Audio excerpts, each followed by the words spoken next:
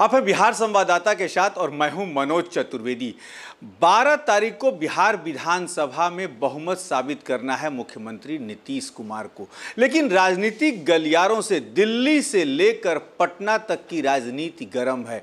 NDA के तमाम घटक दल के नेता जो उड़न खटोले से पटना पहुंच रहे हैं और संवाददाता जब उनसे सवाल कर रहे हैं तो कुछ ना कुछ मिर्च मसाला लगाकर तो जवाब मिल ही रहा है। जीतन राम मांझी एनडीए के घटक दल के नेता हैं। उन्होंने एक बयान में कहा है कि जब होता है बाप को भी वही मंत्रालय, बेटा को भी वही मंत्रालय, हम हर मंत्रालय में ही काम कर सकते हैं, हर काम कर सकते हैं हम। चिराग पासवान से जब पत्रकारों ने पूछा तो चिराग पासवान ने एक हवा देने की कोशिश की जीतन राम मांझी को। चिराग पासवान ने एयरपोर्ट पर कहा कि भाई संख्या बल में भले मांझी जी कम है, लेकिन वक्त की नजाकत को समझते हुए उनको तवज्जो देनी चाहिए। तमाम राजनीतिक गतिविधियों पर हमारे साथ अभी बात करने के लिए जनक राम जी हैं और बिहार प्रदेश के मुख्य प्रवक्ता हैं भाजपा के। जनक जी, क्या चल रही है परिस्थिति? अलग अलग बयान आ रहे हैं साहब। जैसा आपने बताया बिहार प्रदेश के समीकरण और प्रकरण के संबंध में, एसआरओ में बिहार के पूर्व मुख्यमंत्री आदरणीय जीतन राम मांझी जी का बयान उस मायने में आप ले रहे हैं। हो सकता है कि विरोधी दल को संकेत उन्होंने दिया होगा कि जब जब उनकी सरकार आती है दलितों को उपेक्षा की जाती है। अगर विरोधी दल का नेता विधान परिषद में बनना होता है तो माताजी बनती है, विधानसभा में बनना होता है तो पुत्री जी बनते हैं। कहीं ना कहीं विपक्ष में जो सरकारें रही है वो देश को हो या प्रदेश को हो, उसमें दलित कहीं कहीं उपेक्षित हुआ है। हम तो धन्यवाद, और बिहार की जनता और ख़ास करके दलित समाज के लोग ये देख रहा है कि देश के यशस्वी प्रधानमंत्री नरेंद्र मोदी जी के नेतृत्व में कई ऐसे राज्यों में दलित के बेटा और बेटी को उप मुख्यमंत्री बनाने का काम किया है, दलित के बेटा और बेटी को राष्ट्रपति बनाने का काम किया है, दलित के बेटा और बेटी को राज्यपाल बनाने का काम किया है। तो मुझे लगता है कि जिन लोगों ने ठगने छलने का पूर्ववर्ती सरकार में दलितों के साथ हुआ है, नरेंद्र मोदी जी के नेतृत्व में होने वाला नहीं है। वो बिहार के दलित हो या देश का दलित हो, पूर्ववर्ती सरकार ने ठगने का काम किया, छलने का काम किया। अब देश और प्रदेश का दलित नरेंद्र मोदी जी के नेतृत्व में आस्था और विश्वास प्रकट किया है। आने वाला दिनों में सशक्त और चट्टान की तरह मोदी जी के नीतियों में विश्वास रखते हुए 24 का चुनाव हो या 25 का चुनाव हो, नरेंद्र मोदी जी के साथ ही दलित समाज के लोग खड़ा रहेंगे और अपना एक एक मत दे करके फिर अब की बार तीसरी बार नरेंद्र मोदी जी है तो मुमकिन है, नरेंद्र मोदी जी है तो गारंटी है, दलित मोहर लगा चुका है। जनक जी, आपने तो मेरे सवाल को ही घुमा दिया। जीतन राम मांझी कह रहे हैं कि हमको बार बार वही वाला मंत्रालय काहे दे रहे हैं, कुछ मलाई वाला तो दीजिए। आपका ही जवाब मैं दे रहा था।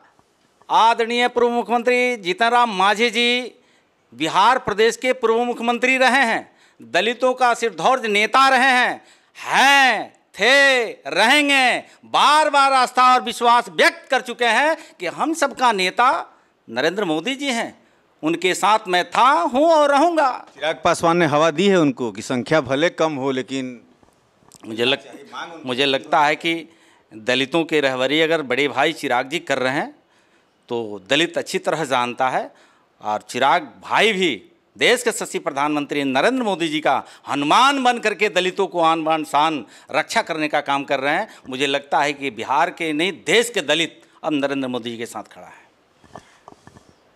दूसरे विपक्ष वाले कह रहे हैं कि चिराग को कब तक आप लोग हनुमान का सपना दिखाते रहिएगा, मिलता उनको कुछ नहीं। विपक्ष तो अपनी बात क्यों नहीं रखते हैं? विपक्ष में 15 साल की सरकार में इन लोगों ने क्या किया, लंबी कहानी होगी।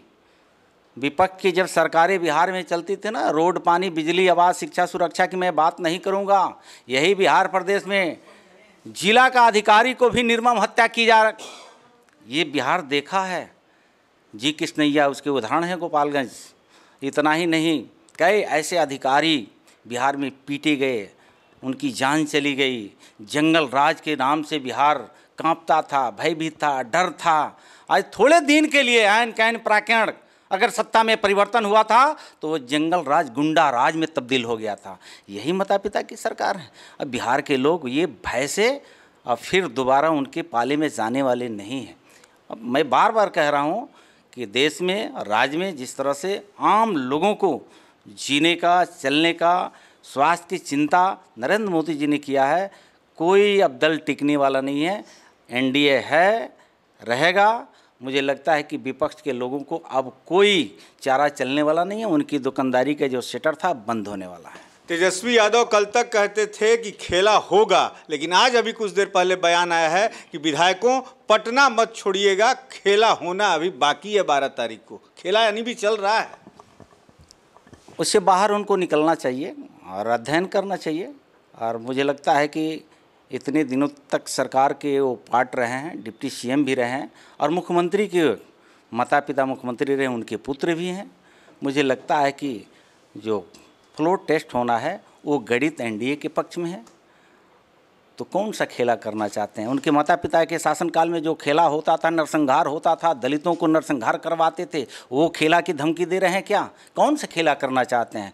लोकतंत्र की बात करने वाले, संविधान की बात करने वाले, मर्यादा को तार तार करके लोकतंत्र को गुलाम बनाना चाहते हैं क्या? ये बिहार की जनता बर्दाश्त नहीं करेगी। यही कारण है कि आप लोगों को सत्ता से जनता बेदखल किया है, दूर किया है। और इस तरह धमकी देने से बिहार की जनता को क्या संदेश देना चाहते हैं?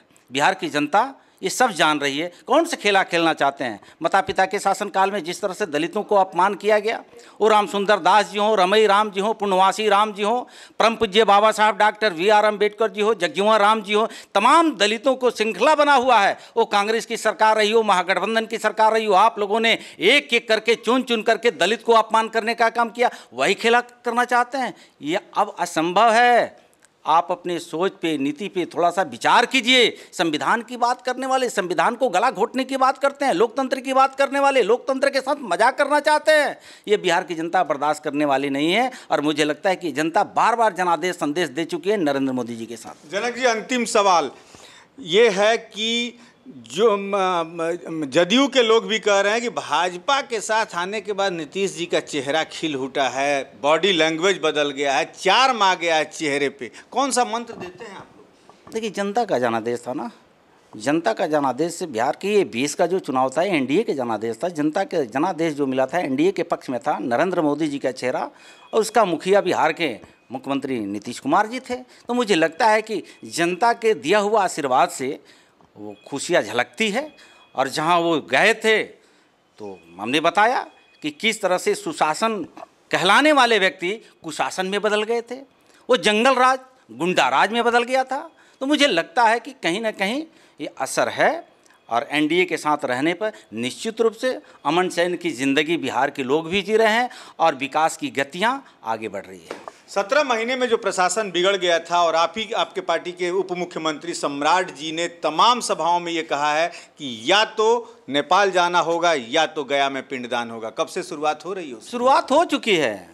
भारतीय जनता पार्टी एनडीए की सरकार हो, कहीं भी हो, सत्ता पक्ष में हो, सत्ता के विपक्ष में हो, जो गड़बड़ करता है उसके ऊपर कानून का डंडा चलता है, लाठियां चलती है, कानून एक नज़र से सबको देखती है, वो भारतीय जनता पार्टी है। बिहार की जनता योगी मॉडल चाहती है, सम्राट जी के अंदर योगी मॉडल देखती है। बिल्कुल योगी मॉडल ही सम्राट जी हैं। देश के यशस्वी प्रधानमंत्री नरेंद्र मोदी जी के किए हुए कार्यों पर भारत के संविधान के ऊपर देश और राज्य को चलाना ही कर्तव्य है, वो भारतीय जनता पार्टी अच्छी तरह जानती है। और सम्राट जी हों, योगी जी हों, देश के मोदी जी हों, एक एक हमारे भारतीय जनता पार्टी के कार्यकर्ता देश के यशस्वी प्रधानमंत्री नरेंद्र मोदी जी के बताए रास्ते पर चलता है और देश के यशस्वी प्रधानमंत्री के बताए हुए रास्ते पर ही संविधान अमल होता है और देश और प्रदेश मजबूत होता है। तो ये थे प्रदेश के मुख्य प्रवक्ता जनक जी, जिन्होंने कहा कि तेजस्वी को जो खेला खेलना है खेलने दीजिए। आंकड़े हमारे साथ हैं। तमाम राजनीतिक जो विवाद उत्पन्न हुए हैं और बिहार में अभी चल रहे हैं, उसका उन्होंने एक तरह से पटाक्षेप कर दिया प्रवक्ता के नाते। अब देखना यह है कि तमाम पार्टियां जो कह रही हैं कि 12 को खेला होगा, वो किस तरीके का खेला होगा, क्योंकि कांग्रेस ने अपने सभी विधायकों को एक तरीके से नज़रबंद करके भी रखा है कि कौन कहीं चला नहीं जाए। लेकिन फिर भी कांग्रेस के 3 विधायकों का फोन अभी भी बंद आ रहा है। वो कहां गए हैं ये भी हम खोजने की कोशिश करेंगे। कैमरामैन प्रेम के साथ मनोज चतुर्वेदी, पटना।